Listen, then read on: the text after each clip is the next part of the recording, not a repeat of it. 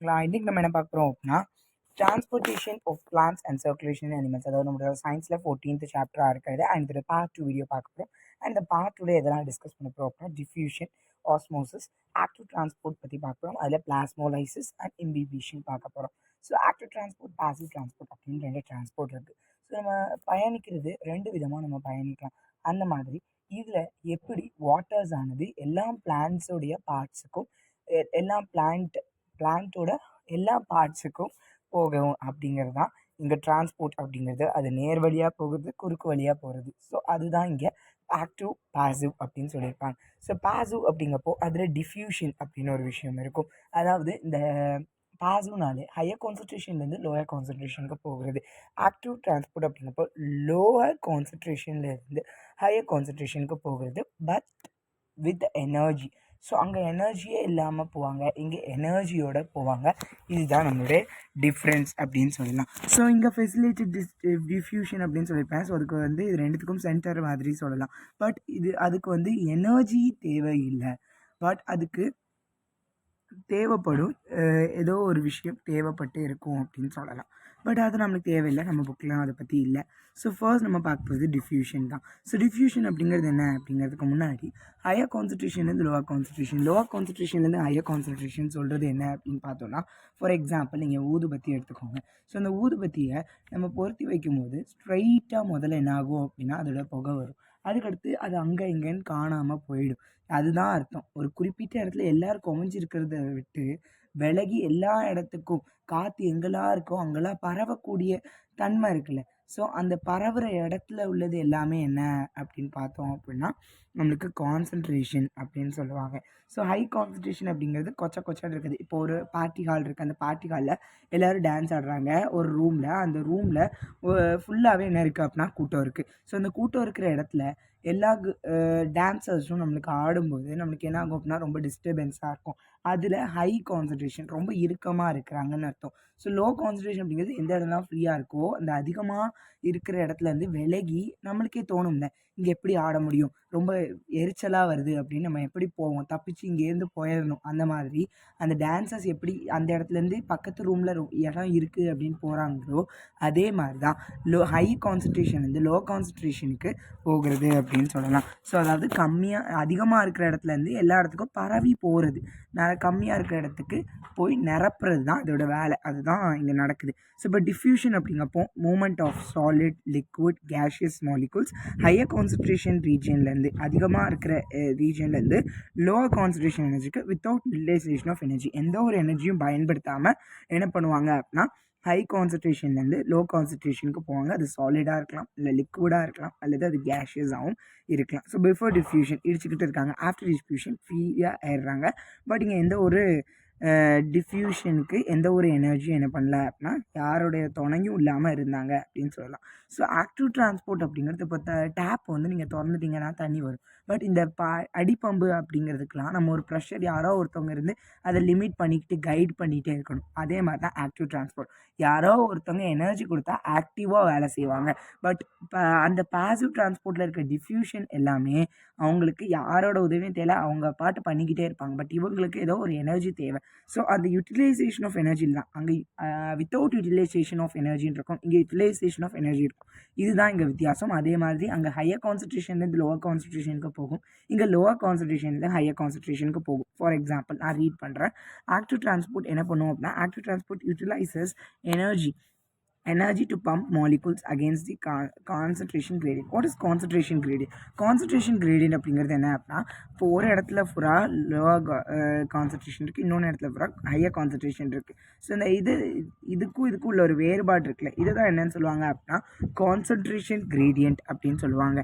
So இந்த நடக்கிறது இப்போ என்ன பண்ணணும், இவங்க ஒரு இடத்துலேருந்து இன்னொரு இடத்துக்கு போகிறது தான் இங்கே என்ன பண்ணுறோம் அப்படின்னா நம்ம டிரான்ஸ்போர்ட் அப்படின்னு சொல்கிறோம். இங்கே எனர்ஜியை யூட்டிலைஸ் பண்ணி மாலிகூல்ஸ் என்ன பண்ணுவாங்க அப்படின்னா பம்ப் பண்ணுவாங்க கான்சன்ட்ரேஷன் கிரேடியண்ட்டுக்கு எதிர்க்க. அதாவது இப்போ இது லோவர் கான்சன்ட்ரேஷன் இந்த ஏரியாவில் இருக்குது, பட் இந்த இடம் நம்மளுக்கு ஹையர் கான்சன்ட்ரேஷன். ஸோ இதை தாண்டி போகுது இல்லை. ஸோ இதுதான் என்னன்னு சொல்லுவாங்க அப்படின்னு பார்த்தோம் அப்படின்னா நம்மளுக்கு கான்சன்ட்ரேஷன் கிரேடியன்ட் தாண்டி எதிர்த்து போகுது அப்படின்னு சொல்லலாம்.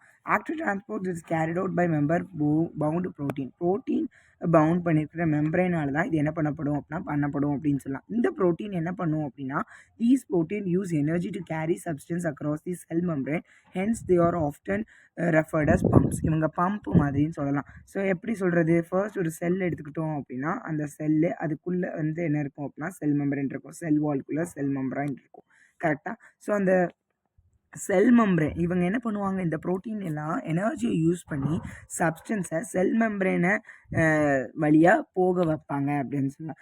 அதனால இவங்க பம்ப்பு அப்படின்னும் இவங்க சொல்லுவாங்க. இந்த பம்ப் என்ன பண்ணும் அப்படின்னா இவங்களை பம்ப்ஸ்ன்னு சொல்லுவாங்க. இந்த பம்ப்ஸ் என்ன பண்ணும் அப்படின்னா சப்ஸ்டன்ஸை லோவர் கான்சன்ட்ரேஷன்லேருந்து ஹையர் கான்சன்ட்ரேஷனில் இருக்க என்ன பண்ணும் அப்படின்னா தள்ளுவோம் அப்படின்னு சொல்லலாம், டிரான்ஸ்போர்ட் பண்ணும் அப்படின்னு சொல்லலாம். ஹில் டிரான்ஸ்போர்ட் அப்படின்னு சொல்லுவாங்க. ஸோ ஃபார் எக்ஸாம்பிள் நம்மளே ஞாபகம் வச்சுக்கலாம். இப்போ ஒரு மலை இருக்குது, அந்த மலையிலேருந்து கீழே இறங்கும்போது அதாவது ஹை கான்சன்ட்ரேஷன்லேருந்து லோ கான்சன்ட்ரேஷன் வச்சுக்கோமே, ஈஸியாக நம்ம இறங்குற மாதிரி இருக்கும். இதுவே அந்த மலை ஏறும்போது எப்போ ஏறி முடிப்போம், இந்த மாதிரி படிக்கட்டு ஏறும்போது நீங்கள் இறங்கும்போது தோணியிருக்கும். ஸோ மேலேருந்து கீழே வரும்போது ஒரு இடத்துல இருக்கும், அந்த இடத்துல நம்ம கீழே வரோம். ஸோ அப்போது ஹை கான்சன்ட்ரேஷன் லோவர் கான்சன்ட்ரேஷன் போய் டக்கு டக்கு டக்கு டக்குன்னு நம்மளுக்கு ஃப்ளோவில் இறங்கிடும். பட் இதுவே நம்ம ஏறும்போது ஒரு எனர்ஜி போட்டு அப்படியே மேலே ஏறணும், அது ஆக்டிவ் டிரான்ஸ்போர்ட். இது மேல் நோக்கி அந்த ஹில்லோட மேல் நோக்கி போகிறனால இது அப் ஹில் டிரான்ஸ்போர்ட் அப்படின்னு சொல்லுவாங்க. ஸோ இப்போ ஆஸ்மோசிஸ் பார்க்க போகிறோம். ஆஸ்மோசிஸ் அப்படிங்கிறதும் ஹை கான்சன்ட்ரேஷன் இது லோ கான்சன்ட்ரேஷன் போகலாம். இதுவும் ஒரு பாசிவ் ப்ராசஸ் அப்படின்னு சொல்லலாம். இந்த இதில் முக்கியமான வார்த்தைகள் சொல்கிறேன். மூவ்மெண்ட் ஆஃப் சால்வெண்ட் அல்லது வாட்டர், ஏதோ ஒரு சால்வெண்ட்னா கரைகிறது, கரைப்பான் அப்படின்னு சொல்லலாம். கரைப்பான் அப்படின்னா அந்த வாட்டர் மாதிரி ஒரு சொல்யூஷன் மாதிரின்னு சொல்லலாம். ஸோ அந்த சால்வெண்ட்டு வாட்டர் மாலிகூல்ஸ் எங்கேருந்து எங்கே போகும், ஹையர் கான்சன்ட்ரேஷன் ரீஜன்லேருந்து லோவர் கான்சன்ட்ரேஷன் ரீஜனுக்கு போகும் த்ரூ செமி பெர்மியபிள் மெம்பரேன். உங்களுக்கு ஆஸ்மோசிஸ் அப்படின்னு சொன்னாலே மூவ்மெண்ட் ஆஃப் வாட்டர் அப்படிங்கிறது ஞாபகம் வந்திருக்கணும். ரெண்டாவது ஹையர் கான்சன்ட்ரேஷன் இது லோவர் கான்சன்ட்ரேஷன் போகும் அப்படிங்கிறது ஞாபகம் வந்திருக்கணும். மூணாவது செமி பெர்மியபிள் மெம்பரேன் வழியாக. ஸோ செமி பெர்மியபிள் மெம்பரேன் அப்படின்னா கொஞ்சம் இதை உள்ளே விடும், கொஞ்சம் இதை உள்ளே விடாது. அதாவது இந்த ஃபில்ட்ரு மாதிரி நம்ம வச்சுக்கோங்களேன். சில இடங்களில் ஓட்டைகள் இருக்கும். ஸோ அந்த ஓட்டைகள் வழியாக இங்கே உள்ளவங்க அங்கே போக முடியும். பட் இது சில இடங்களில் அந்த மாலிகூல்ஸ் வந்து இந்த செவுறு மாதிரி இருக்கிறதுல மோதும்போது அங்கே ஓட்டை இல்லை அப்படின்னா அதில் போக முடியாது. அதாவது இந்த ஆஸ்மோசிஸ் ப்ராசஸ் இந்த மாதிரி ப்ராசஸ்லாம் யூக்லிபிரியமாக நடக்கிறதுக்காக. What is equilibrium? அதாவது ஒரு சீசா எடுத்துக்கலாம். இந்த சீசா அப்படிங்கிறதுல ஒரு சைடு இன்னொன்று வெயிட்டும் இன்னொன்று சைடு இன்னொன்று வெயிட் ஏற குறையன்னு இருக்கும். இதுவே அந்த இதை நம்ம துலாபாரம் எடுத்துக்கலாம். துலாபாரம்னா அந்த வெயிட் மிஷினுக்கு முதல்ல யூஸ் பண்ணுவாங்கல்ல, பேலன்ஸ்டு வெயிட் அப்படின்ட்டு. ஸோ இங்கே ஒன்று இருக்கும் அண்ட் இங்கே ஒன்று இருக்கும், இந்த மாதிரி இருக்கும். இங்கே உள்ள வெயிட்டும் இங்கே உள்ள வெயிட்டும் சேமாக இருந்துச்சு அப்படின்னா யூக்லிபிரியம் அட்டைன் பண்ணிருச்சு அப்படின்னு சொல்லுவாங்க. ஸோ அதே மாதிரி இந்த ப்ராசஸ் எப்போ வரைக்கும் நடக்கும் அப்படின்னா இங்கேருந்து இந்த ஒரு டேங்க் எடுத்துக்கலாம். இந்த டேங்க்கில் வந்து ஒரு என்ன சொல்கிறது, ஏதோ ஒரு கரையாத பொருள் பால்ஸ் இருக்குது. இந்த பால்ஸ் எல்லாமே இந்த செமி பெர்மியபிள் மெம்பரைன் வழியாக இந்த இடத்துலேருந்து இந்த இடம், அதாவது ஹை கான்சன்ட்ரேஷன் மொத்தமாக இருக்கிற இடத்துலேருந்து கம்மியான இடத்துக்கு மாறும்போது இந்த ஓட்டைகள் வழியாக இந்த செமி பெர்மியபிள் மெம்பரைன் வழியாக கொஞ்சம் பால்ஸ் இங்கே போயிடும். இப்போ ரெண்டு சைடு சமமான பால்ஸ் வர்ற வரைக்கும் என்ன ஆகும் அப்படின்னா இந்த ப்ராசஸ் நடந்துக்கிட்டே இருக்கும். ஆஸ்மோசிஸ் அப்படிங்கிறது passive movement of water or any other solvent, வேறு ஏதோ ஒரு சால்வெண்ட் அப்படின்னு சொல்லலாம். So osmosis diffusion. ஸோ இதுமே பாசிவ் அப்படின்னு சொன்னோம். ஹை கான்சன்ட்ரேஷன் லோ கான்சன்ட்ரேஷன் போகிறது அப்படின்னு நம்ம என்ன பண்ணிக்கிட்டோம் அப்படின்னா தெரிஞ்சுக்கிட்டோம். ஆஸ்மோசிஸில் ரிவர்ஸ் ஆஸ்மோசிஸ் நடக்கிறதுக்கும் வாய்ப்புகள் இருக்குது அப்படின்னு சொல்லலாம். ஸோ நெக்ஸ்ட் நம்ம பார்க்குறது பிளாஸ்மோலைசிஸ். ஸோ பிளாஸ்மோலைசிஸ் அப்படிங்கப்போ இது எப்போ நடக்கும் அப்படின்னா it occurs when a living plant cell is placed in a hypotonic solution water. So plasmolysis அப்படின்னா என்ன ஞாபகம் வரணும் அப்படின்னா ஹைப்போட்டோனிக் சொல்யூஷன். ஸோ ஏதோ ஒரு லிவிங் பிளான்ட் செல்லை நம்ம ஹைப்போட்டோனிக் சொல்யூஷன் வச்சோம் அப்படின்னா வாட்டர் மாலிகூல்ஸ் எங்கேருந்து எங்கே மூவ் ஆகும் அப்படின்னா அந்த செல்லுலேருந்து வெளியேறும் வாட்டர். ஸோ வாட்டர் மாலிகூல் வெளியேறும். அதனால அது என்ன ஆயிரும் அப்படின்னா protoplasm away from the sell shrinkage ஆயிரும். ஸோ ஸ்ட்ரிங்கேஜ் அப்படின்னா சுருங்குறது. புரோட்டோபிளாசம் அப்படிங்கிறது என்ன அப்படின்னா பிளாஸ்மா மெம்பரேன், அதாவது செல் மெம்பரேனும் சைட்டோபிளாசம் இது ரெண்டுத்தையும் சேர்த்து என்ன சொல்லுவாங்க அப்படின்னா புரோட்டோபிளாசம் அப்படின்னு சொல்லுவாங்க. அந்த செல் வால் இருக்குல்ல, செல் வால் அப்படிங்கிறது ஒரு வீட்டுக்கு எப்படி காம்பவுண்ட் செவரோ அதே மாதிரி தான் செல் வால் சொல்லுவாங்க. இந்த இருக்குது பார்த்தீங்களா, அவுட்ரா க்ரீன் கலரில் இருக்கிறவங்க செல் வால், அதுக்கு அடுத்து இருக்கிறவங்க செல் மெம்பரேன். சரியா? நெக்ஸ்ட்டு சைட்டோபிளாசம் அப்படிங்கிறது அங்கே உள்ள லைட் க்ரீன், ரொம்ப லைட் க்ரீன் ஃபுல்லாக. அப்போது இந்த சைட்டோபிளாசம் செல் மெம்பரேன் இதை தாண்டி செல் வால்லேருந்து வெளியே போயிடுவாங்க. அதில் உள்ள வாட்டர் மாலிகூல்ஸ். அதனால் இது என்ன ஆகிடும் அப்படின்னா சுருங்கிடும். இன் ஷ்ரிங்கேஜ் ஆஃப் புரோட்டோபிளாசம். புரோட்டோபிளாசம் ஃபுல்லாக ஏதோ ஒரு லிக்விட் இருக்குது அப்படின்னா அந்த லிக்விட் எல்லாமே என்ன ஆகிடுச்சு, வெளியே வந்துருச்சு. அப்போது ஒரு பலூன் எடுத்துக்கோமே. ஸோ அந்த பலூன் ஃபுல்லாக வாட்டர் இது பண்ணோம் அப்படின்னா அது அப்படி உப்பி போயிருக்கும். இப்போ அந்த பலூனில் உள்ள வாட்டர் எல்லாமே நம்ம பிழிஞ்சு வெளியே எடுத்துட்டோம் அப்படின்னா, பம்ப் பண்ணி எடுத்துட்டோம் அப்படின்னா அது என்ன ஆகிடும், சுருங்கிடும். ஸோ அதே மாதிரி இந்த செல் லேருந்து இது பண்ணும்போது அந்த புரோட்டோபிளாசம் உள்ளே இருக்கிற அந்த செல் மெம்பரைன், அது மட்டும் இல்லாமல் அதில் உள்ள சைட்டோபிளாசம் அது என்ன ஆகிடும் அப்படின்னா சுருங்குற நிலைக்கு வந்துடும். எப்போ அப்படின்னா ஹைப்போடோனிக் சொல்யூஷனில் வைக்கும் போது. ஸோ இது எல்லாமே நம்மளுக்கு தெரிய வேண்டிய ஒரு விஷயங்கள். செல் மெம்பரேன் அப்படிங்கிறது பவுண்ட்ரி மாதிரி வெளியே இருக்கிறது. இது எல்லாமே நீங்கள் ஃபர்ஸ்ட் 12th சாப்டர்லேயும் நீங்கள் என்ன பண்ணியிருப்பீங்க அப்படின்னா பார்த்துருப்பீங்க. ஸோ இதை பேஸ் பண்ணி தான் நம்மளுக்கு ஹைப்போடோனிக் சொல்யூஷன் அப்படிங்கிறது ஒரு சொல்யூஷன். ஸோ அந்த சொல்யூஷனில் வச்சா அப்படின்னு அர்த்தம். ஓகே, இப்போ எல்லாருக்கும் ஒரு சந்தேகம் என்ன இருக்கும் அப்படின்னா ஹைப்போடோனிக் சொல்யூஷன் என்ன அப்படின்ட்டு. ஜஸ்ட் இமேஜின் நான் சொல்கிற மாதிரி ஸ்பாஞ்ச் எடுத்துக்கோங்க. அந்த ஸ்பாஞ்சுக்குள்ளே ஏதோ ஒரு சொல்யூஷனோ வாட்டரோ இருக்குது. அது வந்து வாட்டர் இருக்குது. ஸோ அந்த வாட்டர் செல்லுக்குள்ளே எப்படி நம்மளுக்கு அந்த வாட்டர் மாலிகூல்ஸ் இருக்கோ அதே மாதிரி அந்த செல்லுக்குள்ளே என்ன இருக்குது அப்படின்னா செல் அப்படிங்கிறது நம்ம இங்கே ஸ்பாஞ்ச் எடுத்துருக்கோமோ அந்த ஸ்பாஞ்சுக்குள்ளே இருக்குது. இப்போ ஹைப்போடோனிக் சொல்யூஷன் அப்படிங்கிறது இப்போ நான் ஒரு சூப் வச்சுருக்கேன். சூப்பில் கொஞ்சம் அது என்ன இருக்கும், திக்காக கன்சிஸ்டன்சி இருக்குமா. ஏன்னா அதில் நம்ம நிறைய இன்க்ரீடியன்ட்ஸ் போட்டிருப்போம். அது மட்டும் இல்லாமல் அதில் சால்ட்டும் இருக்கும்.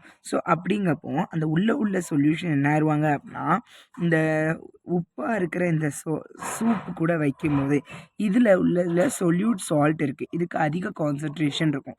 உள்ள வாட்டர் இவங்களோட வந்து என்ன ஆயிடுவாங்க அப்படின்னா வெளியே வந்துடுவாங்க. ஸோ அப்போது லோ கான்சன்ட்ரேஷன் வந்து ஹை கான்சன்ட்ரேஷனுக்கு என்ன ஆகுது அப்படின்னா மூவ் ஆகுது. இதுதான் புரோட்டோபிளாசம். அதனால் உள்ளது சுருங்கிடுது. அதாவது அந்த செல் வாலுக்குள்ளே இருக்கிற செல் மெம்பரேனும் சைட்டோபிளாசமும் சேர்ந்து சுருங்கிடுது அப்படின்னு சொல்லியிருக்காங்க. ஸோ அதுக்கடுத்து இம்பிபிஷன். ஸோ இம்பிபிஷன் அப்படிங்கிறது நம்மளுக்கே தெரிஞ்ச விஷயம்தான். இந்த கடலையை ஊற போட்டுருவாங்க. நெக்ஸ்ட் பச்சை பயிறு இது எல்லாமே ஊற விட்டு முளை கட்டுறதுன்னு சொல்லுவாங்கல்ல. ஸோ அப்போ அதில் ஸ்ப்ரவுட்ஸ் வரும். அது உள்ளேருந்து முளைச்சி வரும். ஸோ நிறைய விதைகள் நீங்கள் பார்க்கும்போது என்ன தெரியும் அப்படின்னா போடும்போது கொஞ்சம் முளைக்கட்டினால தான் போடுவாங்க. ஏன்னா அப்போ தான் அதுக்கு முளைதிறன் இருக்கான்னு பார்த்துட்டு அதை மண்ணில் விதைச்சி அதுக்கு தண்ணி ஊற்றும் போது என்ன ஆயிரும், வளர்ந்துடும். இப்போ ஏன் விதை வச்சோடனே தண்ணி ஊற்றணும் அப்படின்னா அது முளை கட்டுறது நம்மளுக்கு முதலே மண்ணிலே வச்சு தண்ணி ஊற்றுறதுனால அது கொஞ்சம் கொஞ்சமாக அந்த தண்ணியை உறிஞ்சி உள்ளே இருக்கிற அந்த ஸ்ப்ரவுட் ஆனது அப்படியே வந்து நம்மளுக்கு வரும். ரூட்டாகவும் மாறும். அதே மாதிரி செடியாகவும் நம்மளுக்கு முளைக்க ஆரம்பிக்கும். ஸோ இதுக்குனால அப்போ என்ன பண்ணுது, அது தண்ணியை ஊற்றினோன்னா உரியுதுன்னு சொன்னோன்னா, ஸோ அந்த உரியிறது தான் இங்கே இம்பிபேஷன் அப்படின்னு சொல்லுவாங்க. Imbibition is a type of diffusion. வெளியே உள்ள வாட்டரை என்ன பண்ணிடுது, உள்ளே உறிஞ்சு வச்சிருது. In which a solid plant material வந்து வாட்டர் அப்சார்ப் பண்ணி அண்ட் கெட் ஸ்வெல்ட் அப் அப்படின்னா ஊறி பொதுமி இருக்கிறது அப்படின்னு சொல்லலாம். ஸோ ஸ்வெல் ஆகிடுவாங்க, விரிஞ்சிடுவாங்க. ஸோ இப்போ இந்த பாதாம தண்ணியில் உறிஞ்சி வச்சுருக்காங்க. ஸோ அது என்ன ஆகிடுது, ஸ்வெல் ஆகிடுதா. எக்ஸாம்பிள் என்ன சொல்கிறாங்க, ட்ரை சீட்ஸ் வந்து வாட்டர் அப்சார்ப் பண்ணுறது, ட்ரை கிரேப்ஸு இதெல்லாமே வாட்டர் இது பண்ணுறது. இஃப் இட் வேர் நாட் இம்பிஷன் அங்கே இல்லை அப்படின்னா seedling would have been able to emerge out of soil. சாயிலேருந்து அந்த சீடுலேருந்து என்ன ஆகாது, முளைக்காது. அதனால தான் நம்ம செடி வச்சோன்னே நம்ம என்ன பண்ணிடுறோம் அப்படின்னா தண்ணி ஊற்றிடுறோம். ஸோ இந்த எல்லாமே உங்களுக்கு புரியும் அப்படின்னு நினைக்கிறேன். ஸோ ஆக்டிவ் டிரான்ஸ்போர்ட்டும் சரி, பாசிவ் டிரான்ஸ்போர்ட்டும் சரி, அதில் டிஃப்யூஷன், ஆஸ்மோசிஸ், பிளாஸ்மோலைசிஸ், அதுக்கடுத்து இம்பிபிஷன் ஒரு சின்ன டாபிக். இன்னும் நான் சொல்லணும் அப்படின்னா ஹையர் கான்சன்ட்ரேஷன்லேருந்து லோவர் கான்சன்ட்ரேஷன் அப்படிங்கிறது நான் ஒரு எக்ஸாம்பிள் சொல்கிறேன். தண்ணி டேங்க் வீட்டில் இருக்குது. அந்த தண்ணி டேங்க்லேருந்து வீட்டு பைப்புக்கு தண்ணி என்ன ஆகுது வருது. அப்போ நான் அதிகமாக தண்ணி இருக்கிற இடத்துலேருந்து அந்த பைப் வழியாக என்ன ஆகுது, தண்ணி வேணுங்கிற இடத்துக்கு என்ன ஆகுதுன்னா போகுது. ஸோ இப்படி இப்போ வந்து ஹை கான்சன்ட்ரேஷன்லேருந்து லோ கான்சன்ட்ரேஷன் சொல்லலாம். இப்போ லோ கான்சன்ட்ரேஷன்லேருந்து ஹை கான்சன்ட்ரேஷன் அப்படிங்கப்போ கம்மியாக இருக்கிற இடத்துலேருந்து அதிகமாக இருக்கிற இடத்துக்கு தண்ணி உரியப்படுறது அப்படின்னு சொல்லலாம். ஸோ இது உங்களுக்கு புரிஞ்சிருக்கும் அப்படின்னு நினைக்கிறேன். Diffusion, osmosis and active transport, plasmolysis and imbibition. So அடுத்த வீடியோவில் நான் அடுத்த டாப்பிக்கோட வந்து சந்திக்கிறேன். If you have any doubt in this, I will practically explain this and put it in the comment box if you have any doubt in this content. Thank you.